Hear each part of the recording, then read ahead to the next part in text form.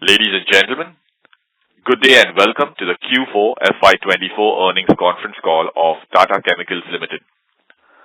As a reminder, all participant lines will be in the listen-only mode, and there will be an opportunity for you to ask questions after the presentation concludes. Should you need assistance during the call, please signal an operator by pressing star then 0 on your touchtone phone. I now hand the conference over to Mr. Gavin Disa from CDR India. Thank you, and over to you, sir. Thank you, Raymond. Good day, everyone, and thank you for joining us on Tata Chemicals Q4 and FY24 earnings conference call. We have with us today Mr. R. Mukundan, the Managing Director and CEO, and Mr. Nandakumar Tirumalai, the Chief Financial Officer. Before we begin, I would like to mention that some of the statements made in today's discussions may be forward-looking in nature and may involve risks and uncertainties. I'd also add that this call would need to conclude by 7:45 p.m. IST. I now invite Mr. Mukundan to begin proceedings of the call. Over to you. Thank you, Gavin, and good evening and welcome everyone for the Q4 and FY24 earnings call. I have Nandu along with me for today's call. I'll highlight with a brief overview of our market conditions and our operational highlight. Within India, I think for demand for our main product, soda ash, while was muted, it was showing signs of recovery, mainly boosted by detergent chemical sector. The container glass demand remains steady, and we had continued muted demand in Europe. US mainly, I think the demand while being stable, there are signs of some bit of fall in the container glass, which we're watching very closely.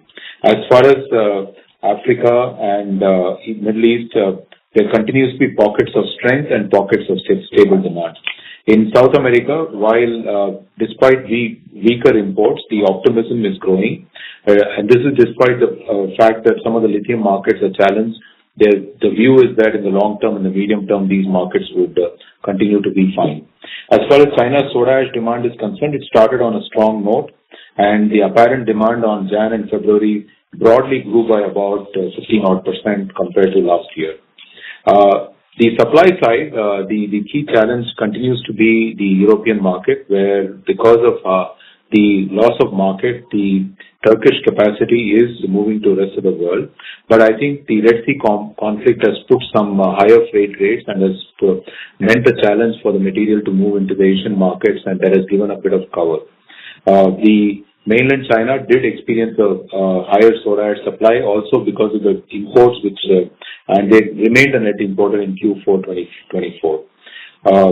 We will continue to focus to monitor the European soda ash market, which continues to be the main cause for our worry. In terms of Tata Chemicals, the overall sales volume grew sequentially despite adverse price movement on account of market factor. In India, we saw the highest salt production and sales, and we had to moderate a bit of the soda ash volumes, mainly to make sure to maximize salt production. But with the incoming hooking up of the boiler, we expect both soda ash and salt to continue to grow. As far as U.S. domestic market, while the absolute volumes in the domestic may have fallen, the future trend is expected to be positive, and we continue to track very good production numbers, as well as we would be having very good shipment numbers going forward.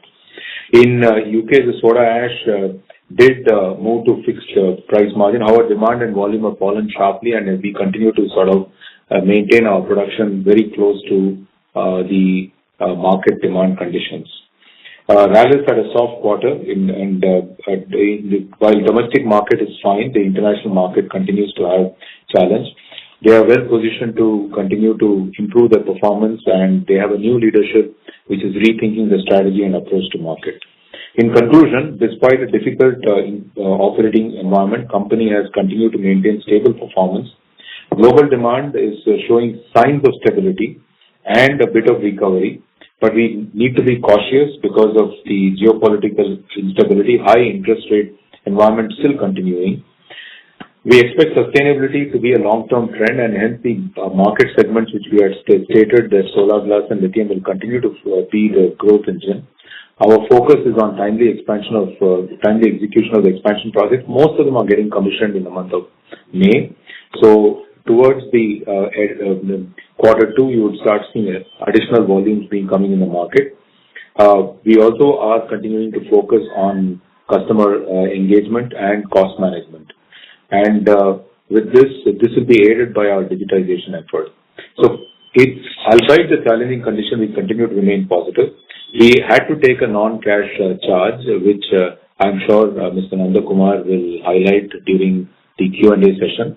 And also, we would also address the issue of the NCD, the fundraise, which has been highlighted in the results meeting during the Q&A.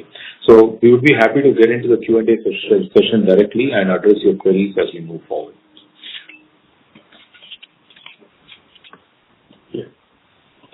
Rahman, we can enter Q&A. Sure, thank you very much. We will now begin with the question and answer session. Anyone who wishes to ask questions may press star and 1 on the touchtone telephone. If you wish to remove yourself from the question queue, you may press star and 2. Participants are requested to use handsets while asking a question. Also, we'd like to request participants to please limit your questions to 2 per participant. Should you have a follow-up question, we request you to rejoin the queue. Ladies and gentlemen, we will wait for a moment while the question queue assembles.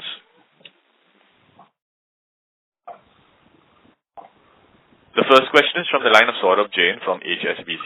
Please go ahead. Yeah, thank you so much. So obvious first 2 questions are, can you provide more details around what is the purpose of this NCDs and also explain more on the non-cash charge, please? So I can take that, Mukund? Yes, go ahead, Nandu. Yeah, okay. So on the NCD being issued going forward, that is basically to look at where we can use the money for deleveraging other geographies. So there is arbitrage opportunity available in terms of interest rates. The purpose is that on impairment, we do an annual impairment exercise every year ending in March based upon the trigger. And in UK, there are 3 plants. One is in salt, one is bicarb, one is soda ash in Lostock. All are nearby. So this plant in Lostock has been impaired as per Ind AS 36 as required as per the accounting standards, because the future cash flows at this point in time are lower than what the holding value of the assets are. It's a non-cash one-time charge in the books of accounts. So it's one particular plant mainly in the UK. So when you say the write down of this assets, is it the inventory or no? We need more clarity on that side. It's a fixed assets basically. So we check for all the balance sheet assets in terms of what actually worth. So inventory is checked for the NRV, so like that. So fixed assets are checked against what is the future discounted cash flow of the assets which is going to perform over point in time. And every March, as per the part of the account closing, we need to look at each asset we have across the globe, which is in US, India, and Kenya. And this particular asset in Lostock had an impairment based upon the projections of cash flows which we have done based upon the view of the market in soda ash as of now. So this is essentially all of it is relating to plant and machinery, no inventories, nothing, right? Point number 5B explains the exact impairment in the notes. Okay, this is not inventory. This is mainly plant and machinery. You are absolutely right. Okay, and can we expect more of such adjustments in future? Because though you have said once in a year, but do we expect any such surprises from any other geographies or UK on this side? There is nothing. In fact, our view has been that Europe has been challenged, and I think this is a reflection of the challenge which I've been sort of highlighting to all the analysts, and it is tested. All the assets are certainly tested, but I think in terms of the pressure on that, in terms of future cash flow pricing and the contribution, I think this is the one which was under pressure, and we've taken the charge this quarter. We don't anticipate any major asset or anything under pressure, including our operations in India, Kenya, or in US, or all our operations. Got it. And even within UK, I think this is our operations in salt, Middlewich are absolutely fine. I think this is mainly related to the soda ash plant in Lostock, our pharmaceutical salt plant, our let's say the high grade bicarb plant. They're all absolutely in fine condition. We continue to operate these plants. It is only that the contribution these plants can generate cannot support the the value of the fixed asset which is there in the books. Understood. And on the NCD, it is just, a kind of refinancing, right? There is no fresh investments that you are going to deploy with this money. The purpose right now is to look at opportunity for refinancing debts overseas by borrowing in India to get arbitrage. And any timelines on this side? Have you decided yet? I think in the next few months. Okay. Okay, understood. Thank you so much. If I may ask another question, the commentary seems to be more like... Jane, but okay, no problem. I'll join back later. Thank you. Yeah. The next question is from Abhijit Akela from Kotak Securities. Please go ahead. Yeah, thank you. On the world demand and supply environment, if you could please help us with your estimates of what the demand decline might have been in FY23 and your outlook for 24.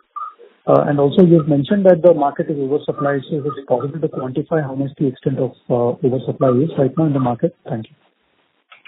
Yeah, I think, Abhijit, the broad demand-supply mismatch is about 1 to 1.2 million tons in the European market because that's the demand destruction which has happened and the supplies have remained, and unless the capacities go out and we haven't had any announcements of any capacity go out, I think this environment will continue and this material will tend to flow out.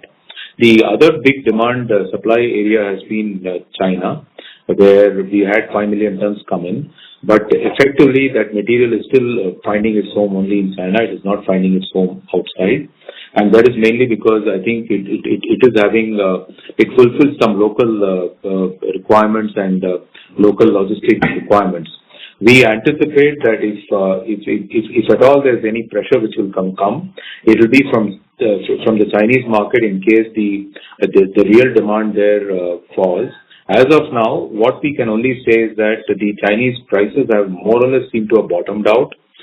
They were close to about 1900 or 1950 yuan, and they have moved probably to about 2000 yuan. They are range bound in that number.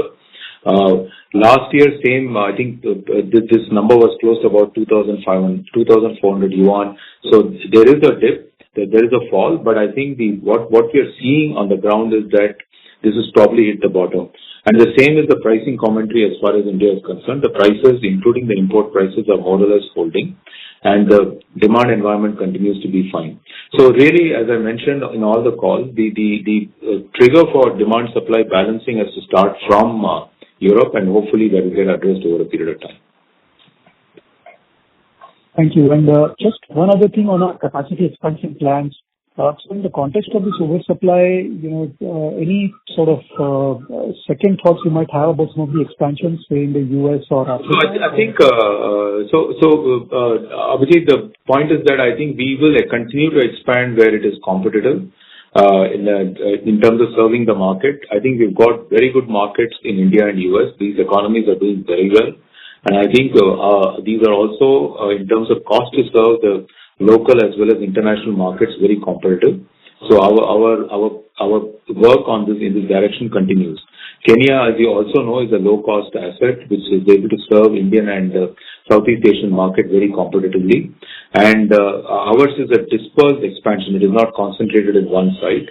So the expansion of 250,000 ton in India is it's done. Actually, it's getting commissioned as we speak. The hookup should be happening in the month of May. And in terms of the next phase of another 300,000 ton, that work is apace in India. Kenya also would increase the capacity by 300 and 400,000 ton in US. This we are continuing to pursue. These are all in design phase now, and implementation will start shortly, and we will start highlighting the CapEx and the other numbers to all of you. And since all these are brownfield, they are very value creating. Thank you. The next question is from Vivek Rajamani from Morgan Stanley. Please go ahead. Hi, sir. Thank you for the presentation. Sir, in your comments, you mentioned that, you're expecting the U.S. domestic volumes and volumes in general to be positive going forward. You're expecting good shipment numbers. Just wanted to clarify, where you're seeing, these demand trends that support this assumption of yours. That was the first question. Yeah. The issue is about our own capability in terms of operation and delivery. I think the plant has had record numbers in the month of February and March, and the operations continue to post record production numbers. And as you know, the U.S. operation is because of the cost structure is able to move the material to most parts of the world. So it will continue to sort of serve the domestic demand as it continues to grow in all along North America, which is in US and Mexico and Canada put together. In addition to that, we will also be able to ship this material to our customers overseas, mainly in LATAM, Pacific, Asia Pacific region. And some part of it would certainly go to Europe. We've already shipped one shipment to Europe and also one shipment to China in the last quarter and this quarter. Sure, sir. Thank you so much. And just one clarification here. You did mention that container glass is still a bit of a struggle in the US, correct? Yeah, this continues with respect to, I think, what started off as a bit of a challenge in the beer demand, I think is continuing. And we do hope it will stabilize because the market conditions from the broad economic point of view does remain positive. We do know that it will have an even greater positive bias once interest rates start to trend down, which has been long coming, which is why I was a bit cautious in my commentary saying that one is on the geopolitical conflict, depending on what happens in which region, could provide us opportunity. For example, the Red Sea conflict in some markets has given us a better opportunity. But in some of the points about interest rate, if it sort of starts to trend, I think will also be an option. But if it remains high for longer, I think we will have to continue to watch our consuming markets. But as of now, what we are seeing is that there is no more increase in interest rate. They seem to have peaked. The prices of the soda ash have almost bottomed out. So from all perspectives, we are at a point where it can only trend a little bit up.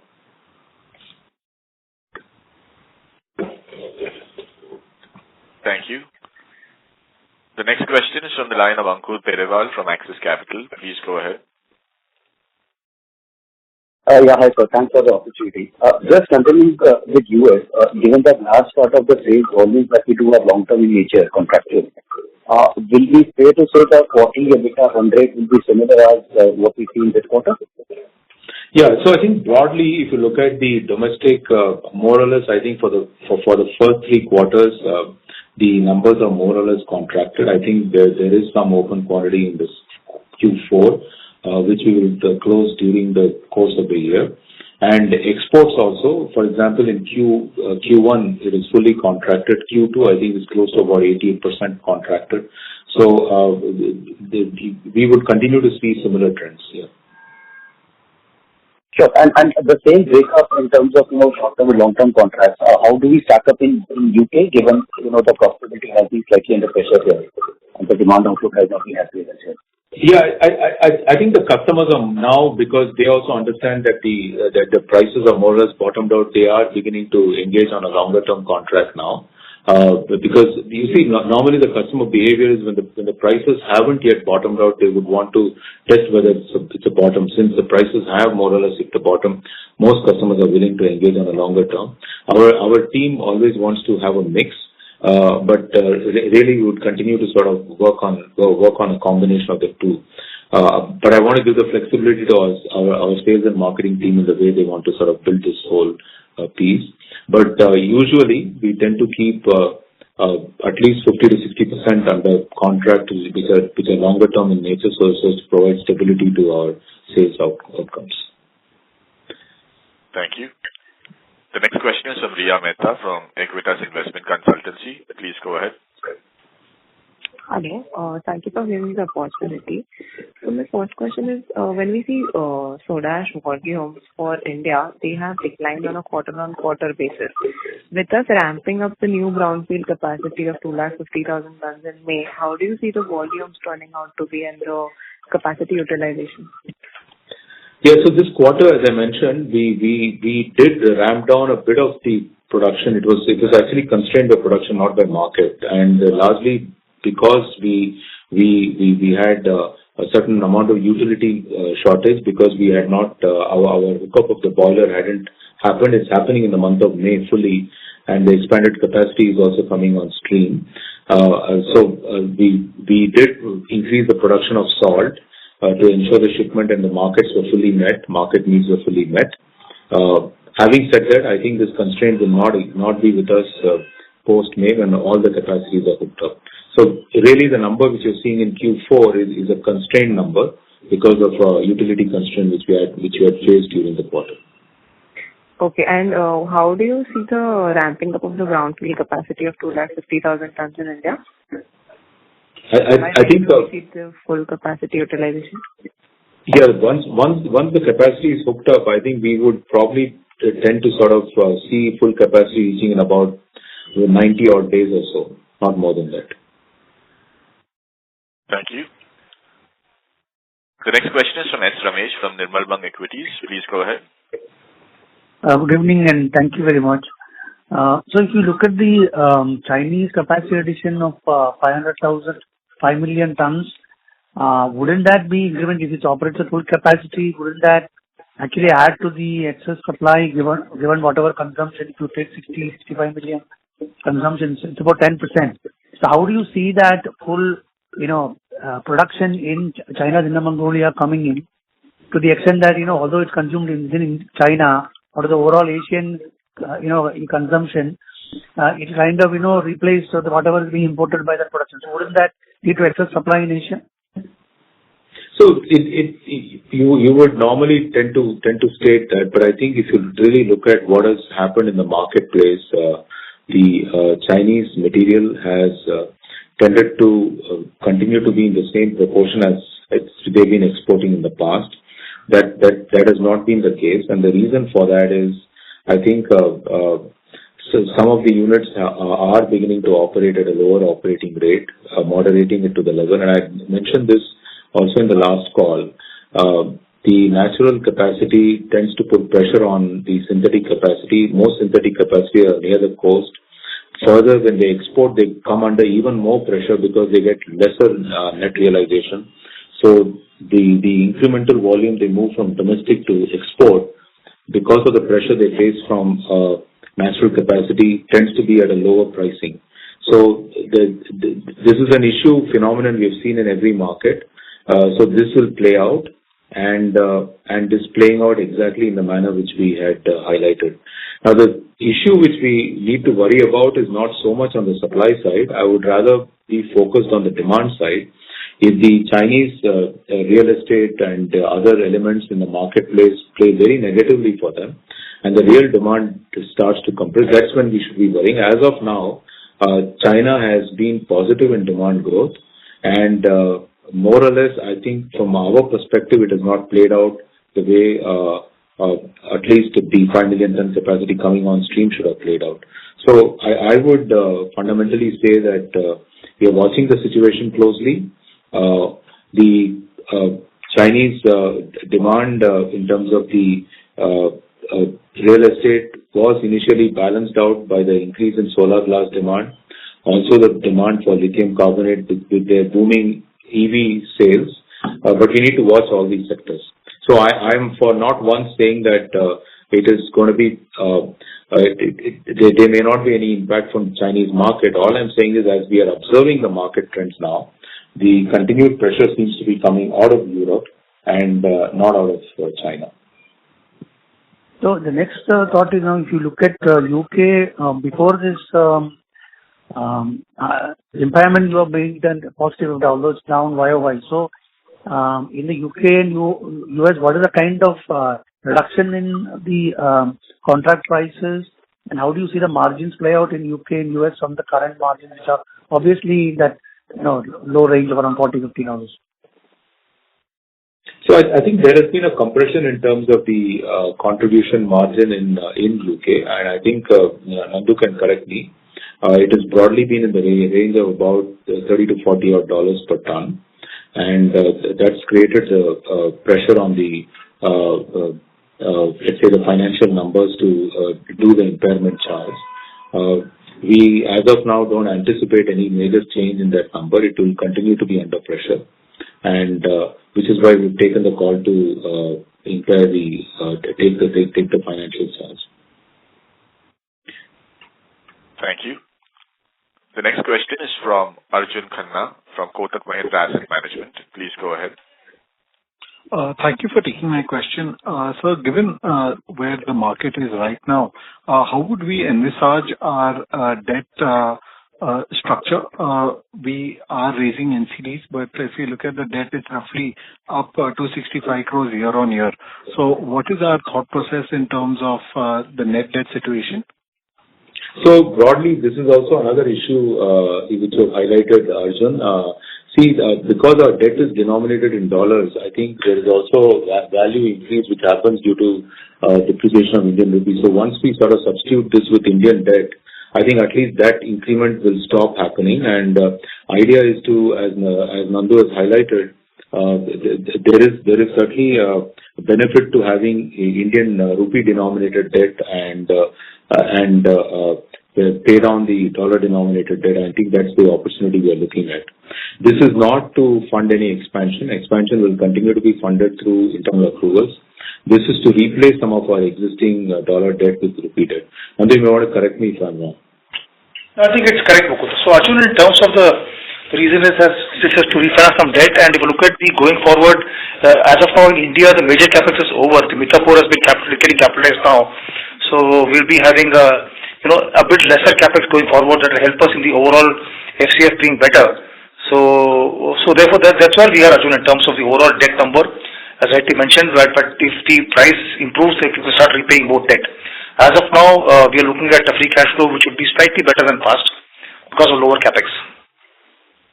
What does that mean, sir? Slightly better than past? If you look at the capex we had in the last 2 years' time, we had the expansion happening in India, Midnapore. Okay, that has been now more or less done, and we have just capitalized some part of it in March and some part in May or June. So the next phase of capex will start happening now over a point in time. So the major bulk of the capex in India has got done now. I meant that. Because we have mentioned in the slide that we are doing 2,000 crores of capex FY25 to 28. Yeah, that's over next 4 years, no? Whereas we had the last expansion over last 3-4 years time, so the pace of capex was much higher last 2 years time. So the next phase will happen over 3 or 4 years time, actually. And expansion in US and Kenya, which we had announced, or 700,000. That also happened over the next couple of years time. You can add if I'm. Yeah. Correct. So I think Arjun, let me just highlight that what Nandu is saying is that the debt between India and Singapore is not likely to move up. In fact, it probably is likely to trend down as we start to have positive cash earnings, because the bulk of the capex cycle, large capex growth cycle, is almost over, and we will capitalize all of this in the month of May, June, in that period. In terms of the US and the next phase of expansion, as I said, it's in design phase, so there will be a lull in between. The capex expenditure follows the S curve. It starts slow, peaks up very rapidly, and then starts to slow down towards the end. And the S curve normally runs for about 18 to 24 months. So we expect a lean period to continue at least during the course of this year and maybe part of the next year before it ramps up again, by which time we would probably have enough visibility and also positive earnings across the board. In terms of pay down of debt, the only one which we probably need to sort of look at pay down, Kenya is already having no debt, Rallis has no debt, India has no debt, and Singapore debt will be partly addressed through this NCD and we'll pay that down in India. In terms of the US debt, I think we had committed 3 years to pay down that debt, and first year of that cycle is over. We had committed 100 million. I think we've repaid about 95 at the end of this period. And we will continue to look at opportunities, and our own estimate, we paid down 110 million as against 100. And we will continue to look at opportunities during the next 2 years. The maximum we see it increasing, instead of being 3-year pay down, it may have become 4-year pay down. Our calculations are landing somewhere there. So there is a change. But I think we will work our way to make sure that to keep the commitment we had made to pay down in 3 years' time. First year has run well. The next 2 years may get extended by another year. That's the maximum we see, but we'll work our way whether we can keep it to 2-year periods too. Thank you. The next question is from Sumant Kumar from Motilal Oswal. Please go ahead. Yeah. Hi, sir. My question regarding US. we have seen a QOQ improvement in US soda ash volume, but still EBITDA per ton, per kg, per ton, we are still subdued. And in Q3, we have an exceptional loss also, one-time expense or one-time loss for the US business. So what is the going ahead in next couple of years, the EBITDA per ton we are expecting, and what are the key reasons for that, the subdued EBITDA per ton this quarter?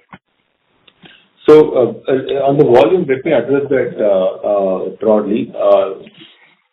Sumant, if you look at the last quarter, Q3, our export volumes were broadly 298,000 tons. This quarter, the number is 370. So there is an increase. There's also an increase in the domestic, which was 231,000 tons to 256,000 tons. So sequentially, there is an increase in the number. And as I said, our unit is doing well and they are trending well. Last quarter, certainly there was an issue of broadly about 50,000-60,000 tons getting delayed because of various shipment as well as Union Pacific as well as internal maintenance extended shutdown which we had. But that is now behind us, which is why you see the numbers up. As far as the EBITDA is concerned, largely I think the domestic EBITDA is stable. We haven't seen anything more than $4 or $5 change in the EBITDA number compared to last year. The biggest fall has been on the export side, where the EBITDA number has almost dipped by about I think anywhere between 90 to 100 odd dollars in terms of what it was previous year to this year in terms of. So overall, I think it's a blend, and so I just leave it at that point. So you are saying that quarter-on-quarter export margin has deteriorated. When we talk about what we are getting, China is doing good in demand side of solar glasses, okay, and then you are talking about Europe is a problem. So what are other factors impacting export business for us? So fundamentally, I think if you look at it, the export realization overall has dropped. I think the international prices overall have dropped in all markets. While in some market it may be less so, more in other markets may be more. But I think it has overall dropped by anywhere between $100 to $120 per ton, and that continues to reflect in the export pricing and in the contribution, and it sort of straight away pours into your EBITDA margin. More accurately, if you look at it, the current year, the current quarter, the NSR is down from the previous quarter in export by almost $60 odd. And the fall between the same quarter last year, because last year this quarter was the peak because the prices at reset is down by $150 broadly. So on export side. But on the domestic side, it is hardly a movement of $2 from last year, and it's hardly a movement of $8 from the previous quarter. So really the change is not in the domestic pricing or domestic realization. It is mainly on the export, and this is likely to sort of continue in the near term, and we do expect at least some positive changes happening only towards the Q4 of this current financial year. The next 2-3 quarters it will trend to the similar number. Thank you. The next question is from Rohit Nagraj from Centrum Broking. Please go ahead. Yeah, thanks for the opportunity. So my first question is, you mentioned in your opening remarks that China demand improved by about 15% during the first 2 months. So could you just help us to explain which and all segments are doing well in China in terms of user industry, given that real estate has not picked up, plus on EV side also there has been some slowdown. So just your perspective on the same. Thank you. So I think it is across all sectors, Rohit, and I think which is why we are the commentary, the numbers from China are not matching the commentary we hear on real estate. They do seem to be doing well on solar gas. They do seem to be doing still on the lithium carbonate processing, even though the prices have fallen. So most of these sectors seem to be doing well, but we need to sort of watch out, mainly because if this persistence continues, my understanding of the real estate there in China is that the commentary is negative because the debt portion of the anybody's wealth is wiped out. The equity is still left in the unit. So they've seen a reduction in the pricing, and which could ultimately lead to some bit of erosion in the demand. But more importantly, it's going to be very important to watch out how the unbuilt let's say units there in residential are dealt with by government. Do they take it through a mechanism for completion, or they don't take it through a mechanism for completion, like it was done in India, especially if you look at some of the projects in and around Delhi and Noida. So we still have to watch that resolution. It remains an issue of pressure, so we will watch that space. Sure. Thanks for the answer. So second question is, you mentioned generally the European demand remains the key driver, and if that demand doesn't improve, probably given the market is oversupplied, will the pricing environment generally remain benign throughout 2024? Thank you.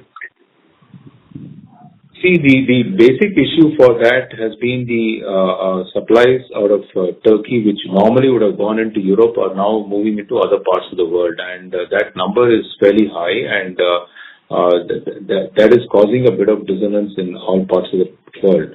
For that to correct itself, it is not a demand question, because we are not even questioning whether demand will go up. Our view is that the supply within Europe has to come down, which means some of the units have to slow down or may have to take a very difficult view of what they do with the capacity there. So, and we have to watch that space. That is a process which will happen, or maybe most likely to happen. Thank you. The next question is from Nitesh Dhoot from Dolat Capital. Please go ahead. Yeah, hi, sir. Thanks for the opportunity. Just a quick one from my side. Typically, how many days of shutdown is taken in the state in Q1? And will it be sufficient for integration new capacity with the existing plant? So this quarter in Mithapur, where the hookup is happening, it's broadly a 10-day plant shutdown. We are building out the inventory to make sure our customers are fully serviced, and it should normally be around that period, not more than that. Thank you, sir. Thank you. We'll be able to take one last question. We take the last question from the line of Saket Kapoor from Kapoor Company. Please go ahead. Yeah. Namaskar, and thank you for the opportunity. So you did mention about lot of material moving from Turkey to other parts of the world as there is a demand destruction in Europe. So my question is particularly what has led to this demand destruction in Europe, and how will this situation improve if going ahead? And what has been the import into India for the last quarter and for the full year as a whole? If you could just allude to the fact. Yeah. In terms of the demand in Europe, Saket, I think the main issue is they've lost the access to, because of the conflict there, unfortunate conflict, that they've lost access to the cheap Russian gas, and energy is has an important role in most industries, including our consuming industry, and that creates its own set of stress, and the high inflation environment, and that creates a cycle of demand for all sectors. So it is driven off the consequence of what is happening in that space, and we have seen that there's been no resolution in terms of for almost 2 years now. And while the prices gas prices in Europe have come down, they are still 3 times the peak level. So really, that is the key driver why the European situation is a little difficult. And the reason I said that it may be it may lead to some kind of a permanent way of shift of, let's say, active capacities, is mainly because many of the units will find it challenging, including the consuming industry of the soda ash itself. So let me leave it there, because I think we've got to watch it sector by sector and space by space, and that is something which will play out. This has not been the situation in other markets which are supplied by very different level of energy source.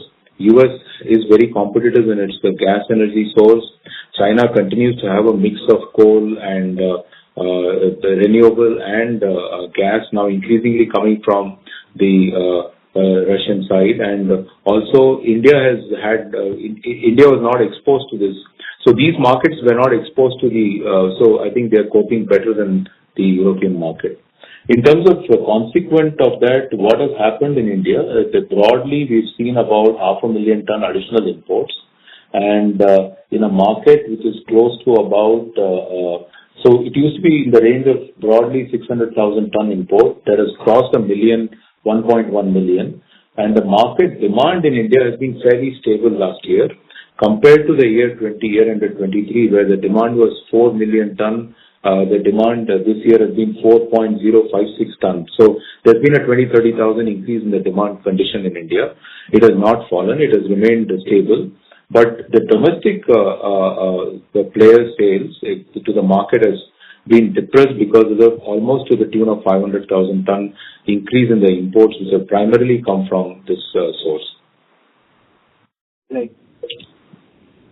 Right, sir. And sir, if we look at the freight and forwarding charges, that has gone up by above 100 crore Q on Q. So could you please explain the reason for the same? And in continuation to that, the carbon capture program which we have done for the UK government, has this done for the plants where we have taken the impairment also? Sorry, on carbon capture, what was the question? Sir, on the carbon capture, we have done some work for the UK government and we have spent some money on the carbon capture. Now, when we have taken impairment, does that value also goes down? Does it have any correlation with the carbon capture program also? There's no correlation. There's no impairment. Yeah, there is no impact of that. In fact, even the units which have been impaired are continuing to produce, Saket. It is not related to operations. So we'll continue to serve our customers as long as it is profitable. But the soda ash plant, which is in Lostock, is not making adequate margin to cover its asset base, which is why it has been written down. CCU has no bearing on this. Operation of CCU has no bearing on this. That continues apace, as well as our bicarbonate and salt production continue as planned before. And in fact, I think to clarify your point, Saket, UK will continue to focus on the more value-added space of bicarbonate, salt, and pharmaceutical salt. They'll continue to run them very efficiently, and they are profitable. Out of 25 million pound EBITDA, which we normally telegraph as the sustainable number there, 15 million pounds usually should come from the other two, which is bicarb and salt, and we think that would continue to clip, in fact, climb further as the pharmaceutical salt plant also gathers momentum. Thank you very much. We'll have to take that as the last question. I would now like to hand the conference back to the management team for closing comments. Thank you, and thank you everyone on the call. I think there's been several queries on the NCD as well as on the impairment. Let me again reiterate that the NCD is primarily for deleveraging or financing the external debt with Indian debt. And I think we would want to make sure that in rupee denominated it remains constantly paid down with the cash earning capability out of India. In terms of the non-cash write down, it is primarily on soda ash, where, as Nandu has explained, the underlying asset versus the cash earning capability, I think we had to match it and we took the write down. Our strategy in UK continues to be to focus on the value-added products to grow further, and we continue to engage on that piece. The rest of the parts of the world and our operations, the salt will continue to get adequate support and continue to grow. Our focus on bringing on stream the current project within Mithapur, I think will show fruition during this quarter. The next phase of expansion, I think the design work is apace, and we will come back to you with specifics. But broadly, these will be highly value creating because of the brownfield nature of these expansions. We continue to remain focused on our customers. We continue to watch them very closely. As of now, the market is in a very stable, let me put it, in a stable bias. And while there are certain headwinds which we need to watch out, high interest rates and the element of some sectors in some of the markets coming under pressure, the overall demand situation continues stable. There is a continued focus on making sure that our cost structure is addressed and the most cost competitive. At the same time, we are continuing to focus on our sustainability effort in terms of decarbonization and digitization. Thank you all, and we look forward to meeting you once again in quarter one. Thank you very much. On behalf of Tata Chemicals, that concludes this conference. Thank you for joining us, ladies and gentlemen. You may now disconnect your lines.